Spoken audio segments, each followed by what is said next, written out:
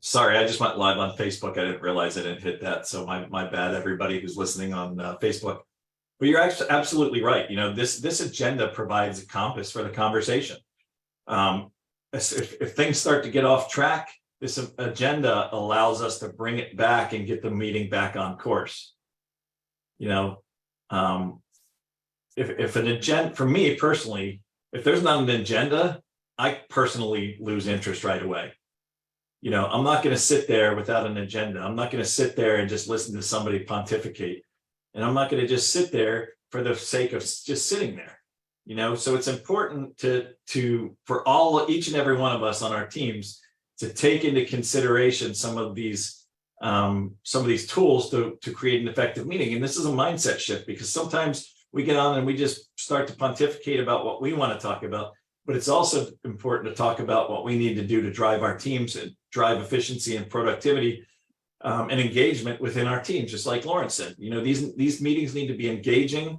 They need to, you know, instill participation from others, and everybody needs to be comfortable enough in the situation or with the rest of the team members that they feel comfortable speaking up when they have questions. You know, there's so many times on these calls when we do a team call and we ask for questions and nobody asks any questions. You know, there's got to be questions. If you got 30, 40 people on a call, there's no way that 40 people don't have a question. So either we're not engaging them properly or they're not comfortable enough to engage with us. And then the second thing is, you know, it seems, you know, that it should be commonplace, but, you know, starting on time and ending on time. You know, nothing for me drains the energy out of a meeting. Then I get on 5 minutes beforehand because I want to be early, and the speaker doesn't show up for 10 minutes afterwards. Now, there's certain situations where that can't be helped, you know, technical difficulties and things like that with what we're doing online. But, you know, there are people that constantly show up late for meetings. And, you know, if I'm sitting there for 5 minutes and I've got something else to do and somebody hasn't shown up, I'm out. I got too many things to do. I can't sit around waiting 10 or 15 minutes for people to show up and they don't respect my time. So we need to start these meetings on time. But more importantly, we need to end them on time too. When we tell people there's a window, when we have a meeting from 8 to 8:30, and on our Tuesday night team call, we were, you know, we did this a lot. We would run for an hour, hour and a half. And, you know, people on the team would be like, oh man, this is great. We had people on still at you know, an hour and a half into the meeting. And I'm like, that's not the point. The point is we can't bring something of value to people for 90 minutes every single week. You know, and we tell people 8 to 8:30 and they schedule that. They've got other things to do. We need to be cognizant of that, of their time, and respectful of their time. So there's no reason why in a 30-minute meeting we can't give them, you know, every week, bring something of value. But there's no reason to celebrate just because people are still on. You know, even if it's all 30 people that are on the meeting in the beginning, they're still on in 90 minutes. I don't celebrate that. To me, that's not exciting. That's a waste of my time. That's a waste of their time. You can only keep people's attention for about 20 to 30 minutes. After that, you lose them. They're dreaming, they're thinking about other things they need to do, they're doodling at their desk. So keep these meetings down to 30 minutes maximum, start on time, end on time. So I'd like to tell a little story about this. I was in Cartagena in Colombia, and they asked me to have the meeting in the Officers Club in the Air Force Officers Club in Cartagena, Colombia. So I said, fine. And they said, let's do the meeting at 9:30. And I said, that's fine. So at about 9 o'clock, 9:12, somewhere around there, I got there and I was the only one. And I sat down and I waited, and 9:30 came along and 2 or 3 people walked in. And then they started ambling in about, 10 minutes later. So I got up and I wrote on the whiteboard behind me. And I said, integrity starts with punctuality. And I sat down. By about 10 o'clock, the room had about, 35, 40 people in it. And one guy got up and he said, this guy has just slapped us all in the face. So I said, okay, let me ask you something. when you talk about Swiss people, what's one of the first things that comes to your mind? Oh, precision, on time, precision, very accurate. Okay. What comes to mind when you talk about Germans? Oh, hardworking, organized, great quality. Okay. And I said, well, let's look at Colombia a minute. You guys are in the same country. It's called Colombia. You've got some people that live on the coast, who are called the costeños, the coast people. Some people that live in Bogota and some people in Cartagena. It's the same country, the same language, the same everything, except you're all different. In Cartagena, you go by coast time. If you have a meeting in Medellin and it's 9:30, everybody's there 25 past 9. What's the excuse for coming at 9:45? It's a lack of respect for all the people that are on time. So I will close the door at 9:30 at the next meeting I have. If you're not there, you're out, and I don't care. So the thing is, as Dan just said, it becomes important to respect the people that are there because they're giving us their time. And it's important for us to deliver something that is fruitful for them, for you, for the people that are on these calls. It's not just a question of being there and rambling on and talking about stuff. We're really trying to be constructive and helpful to every person that is participating on this call. And one of the ways to do it is to have meaningful subjects and to discuss those meaningful subjects as well. So, Toastmasters was one of those learning institutions where one can really learn to speak without fumbling and umming and ahhing and looking all over the place. There are all sorts of ways to better our communication system or our communicative skills. And it's important to be able to deliver succinct messages. And we've always talked about smart, specific, measurable, achievable, relevant, time-based, adding value. So this is the same principle for a meeting. We've got to be smart about it. It's got to be specific, measurable, and so on. So it's important that we kind of have the blueprint to be effective rather than just rambling on. Yeah, just because we have 30 minutes doesn't mean we need to use all 30 minutes.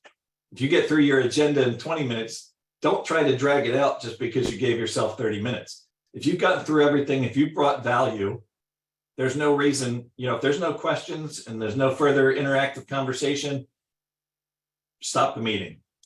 Because if you just start rambling on, you brought value and then you're losing value by just rambling on. But we need, as leaders within this business, we need to start respecting our time. That's one of the things that drives my wife, Kate, crazy.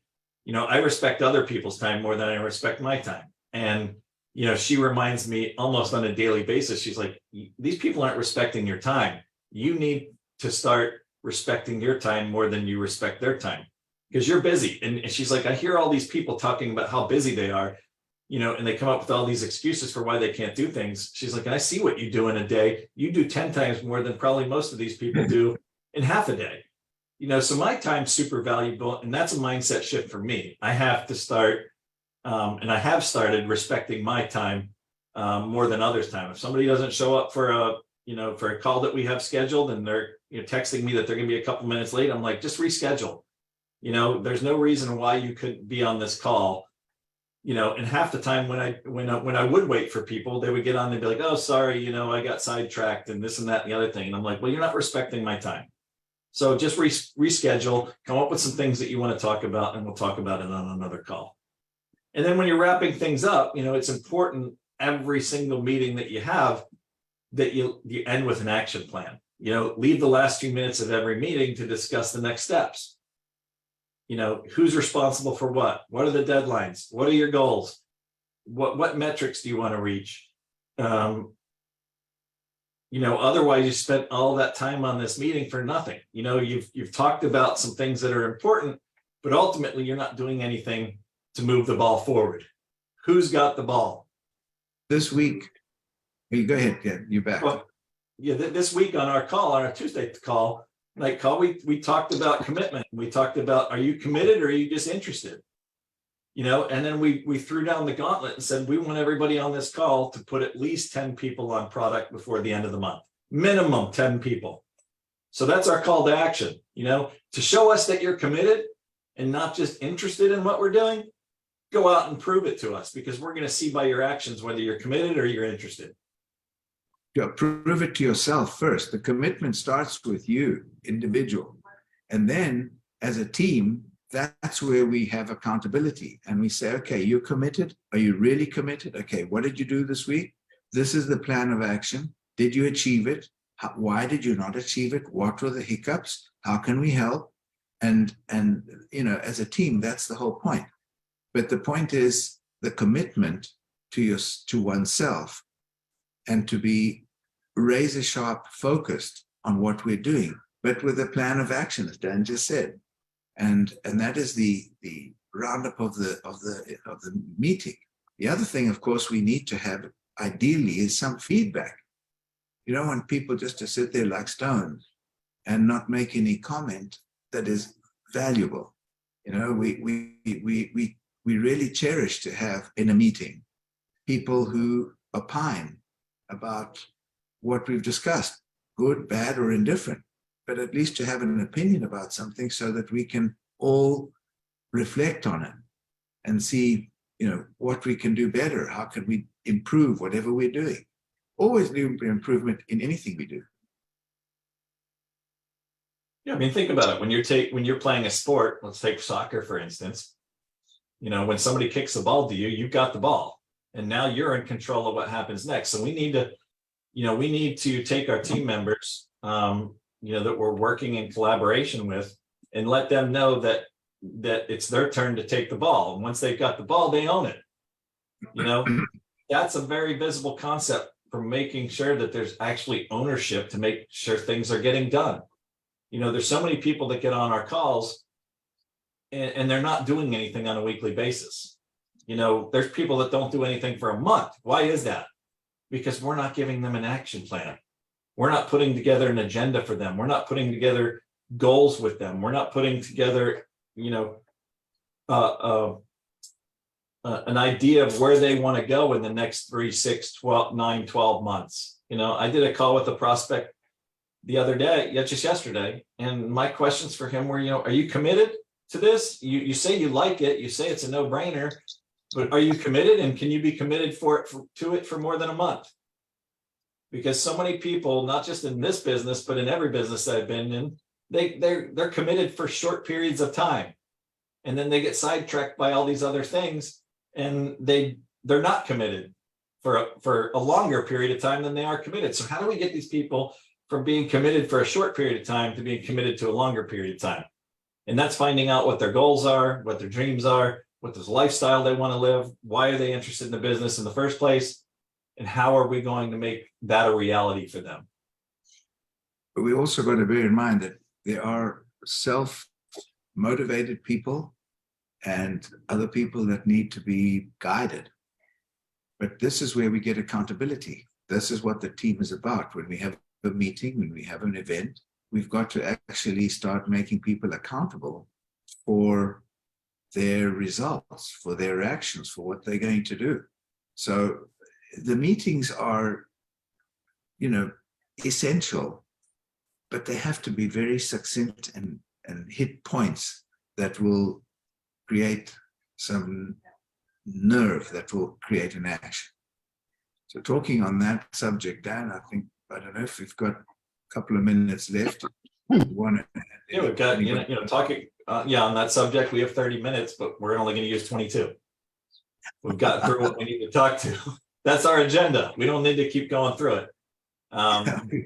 Paige put in the chat that she has some valuable feedback. I don't know if that's a joke or if she actually wants to get on and talk. But Paige, if you have something to add, jump in by all means. If not, we're Sure. gonna go ahead, Paige. Yeah. So as I was thinking, was you guys were speaking, everybody on this call and everybody we interact with has 5 words imprinted on their forehead that they're born with. And that is, what's in it for me? So we're always asking, and we have all this information coming at us, emails, texts, phone calls, texts through different. So we all have ADHD that we're developing because of all this information that's thrown at us. So we're still constantly asking ourselves, what's in it for me? If you don't, tell me what's in it for me right away with an agenda, then I'm going to start multitasking because that's what I do, right? And so I won't be really paying attention to your message unless you tell me up front what's in it for me.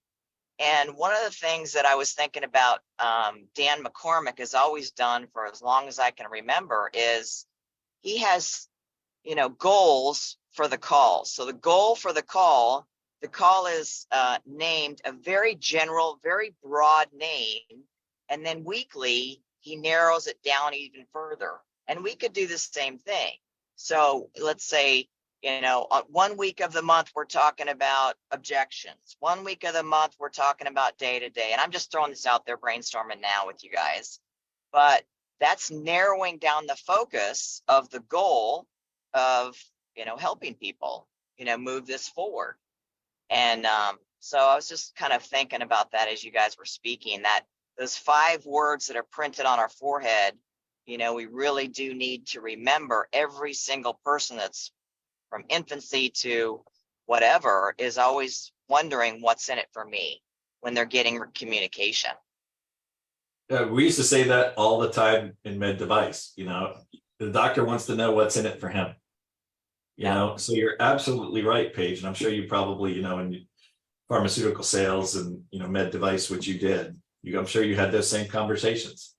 From a med device standpoint, it's from selling a device that they're going to use surgically, what value does it bring the patient? What value does it bring the physician? Does it help the procedure be more efficient? The outcomes better? That's what can I make money from it? That's what's in it for the physician. So what's in it for the people that we're prospecting, whether it be a medical device rep, pharmaceutical rep, not even in that space, or a physician? What's in it for them? And we should probably, really try and keep that top of mind and put a sticky note on our computer, because I myself need to be reminded of that when I'm talking to anybody, whether I'm, hosting a meeting for my team. They really want to know, why am I here? Why am I spending my time? I'm needed in like 50 other million places. And what's going to be of value that you have to share? And then accountability is another thing. Accountability is scary for people because it makes them kind of vulnerable. I remember personally, I was on accountability calls with, one of my mentors early on in this business, and I didn't like it because he wanted to know what we're going to do that week or how much I did that week or whatever. And that felt really uncomfortable because I didn't want to be vulnerable. I had too many other things going on, and I didn't want to explain to everybody why I wasn't doing what I knew I should be doing, so that can be a little scary. And we need to, I guess, just reiterate with our teams that this is a safe space to ask questions. We're all here for, pretty much the same goals, and that is to help other people and help ourselves build this residual asset. So. Great points, Paige. Yeah. I think we all need to be reminded of that. What's in it for them? Yeah. Great call. Thanks for letting me share, guys. Awesome. Thank you for sharing. All right. Any other comments? Go ahead. Yeah. Any other comments? I'd like to add that it's just uber important. Just make sure the goal is very clear from the start, and that pre-meetings and post-meetings are just as important as the meeting itself. I'm very much like you, Dan, when I was in corporate life, and everyone would, try to schedule meetings on my calendar. I'm like, if you want to schedule a calendar, you have to tell me why we can't do it over the phone, why we can't do it over email. And, 3 things, agenda, goal and how you're going to contribute. If you can't, answer those 3 for me, nope, I will not accept your meeting. Absolutely. And that pre-meeting is super important. And I can tell you why. There's certain weeks where Lawrence and I are doing these calls where we really prepare for it. And the meeting, we get off the meeting at 10 o'clock and we call each other and we high five and we're like, that went great. We think we've brought value. And then there's other weeks where we're so busy, we don't get a chance to spend that much time talking about it. And, we get off and we're like, how do you think that went? But the important thing is that we do pre-plan. It's just about how much pre-planning you do. And then every call we get off, we actually talk about how we thought it went and what we can do to bring more value. So you're absolutely right. The pre-meeting and the post-meeting are just important. Well, the reason why I attend your guys' meeting and not the other ones, no like anything to the other presenters, but your meetings are incredibly intentional. Like you guys take the time to create meetings that are meaningful. And that's why I respect your time and everybody's time. And just, I know when I log on that, it's super intentional and I'm going to get something out of it and I'm going to share if I have something to share. So I really appreciate you guys. Awesome. Thank Thank you. you. Intention is also humongous in everything. What's your intention with this? And, when we talk about the scanners and so on, we say it's not about you, it's about them. It's about how you can solve other people's problems, how you can help them solve their issues. That's our mission. It's not about how many scanners we can place. That's nice, but that's a consequence of helping other people. That's what we're looking at. Absolutely. All right, it's 10 o'clock. So I just have one thing to say, and it's just what frustrates me because I'm old school. And we're out there trying to recruit people all the time. If they say they're interested and they're interested, but all of a sudden they're just ghost you, and that irritates the crap out of me. It's like, say yes or no, or get off the pot, right? That's all I got to say. Thanks, guys. Define the pot. Right? I think you know what I mean, Lawrence. Thanks for saying that, Dee Dee. That's so true. Don't waste my time. But Yeah. Right, thank you exactly. guys. I appreciate all of you guys. Love Thank seeing you. Happy all your weekend. smiles. Happy Father's Day. Yep. Happy Have a great Father's one, Day. everybody. Thank Bye. you. Guys. That's great. Father's Day. Happy Father's Day, everyone. Thank you. Thank Happy you, guys. Father's Day, guys. Yeah. As usual.